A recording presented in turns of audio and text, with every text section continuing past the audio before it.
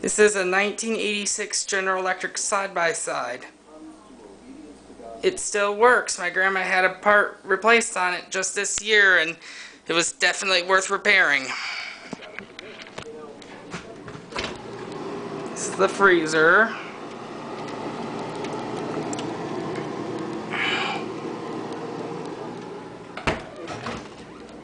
Here's the fridge.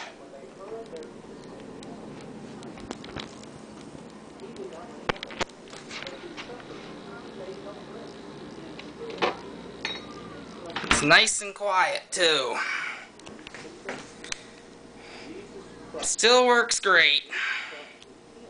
The repairman told my grandma, why don't you just buy a new one? And she told the repairman that I told her it was a good fridge.